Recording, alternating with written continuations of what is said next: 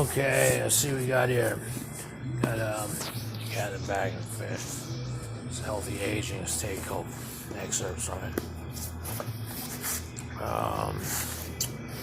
So we're going to start off page 40, 58, 48.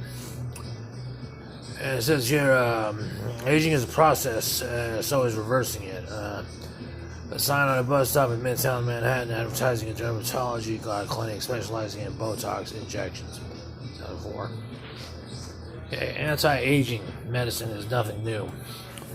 What is remarkable today is its growth in an organized field with journals, annual meetings, and a concerted attempt by leaders to have it recognized as legitimate specialty of orthodox medicine.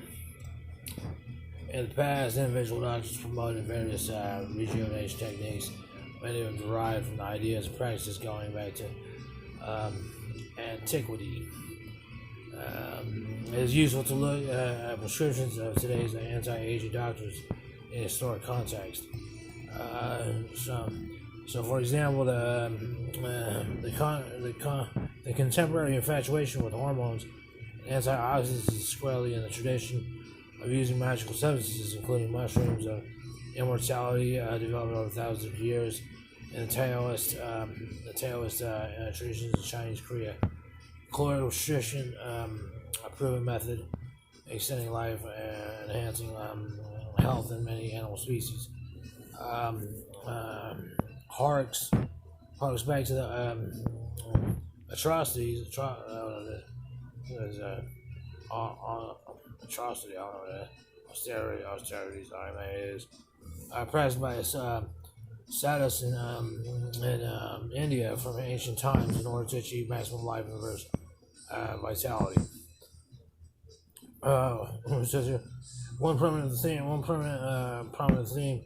the story right is that aging occurs because of the loss over time of some vitality principles of essence. The Taoists equated this with the emissions of semen in man, who taught two techniques initially intended to follow sexual order without ejaculation, thereby increasing longevity. Other philosophers talked about the gradual dying of inner moisture and recommended consuming substances like pearl and coral to replenish it.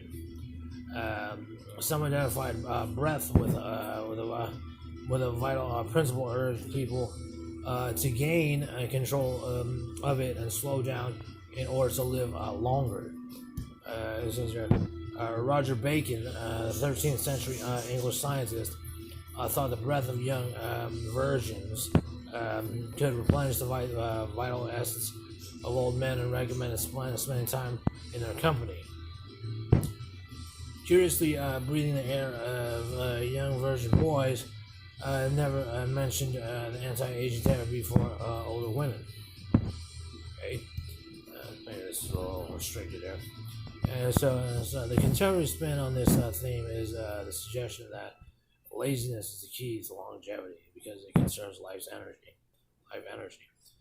And in a recent book, The Joys of Laziness, the German father and daughter team of health experts argue that avoiding exercise stress and limiting ambition can extend life by slowing down the rate at which you consume the finite amount of vital energy you're born with.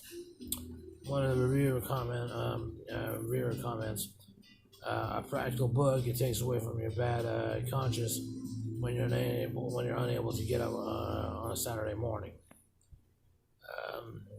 In the 20th century, with the development of and public enthusiasm of medical terminology, rejuvenation techniques involved into life scientific therapies, or at least into therapies appearing to be cellular therapy or live cellular cell therapy. Once available in a very rich private clinic in Switzerland, now offered in Mexico and other countries, not the United States, at somewhat less expensive major expense. Its major proponent was a Swiss surgeon, Paul Neons, from 1882 to 1971, whose technique was to harvest cells from the organs of fetal sheep and inject them into the buttocks of clients.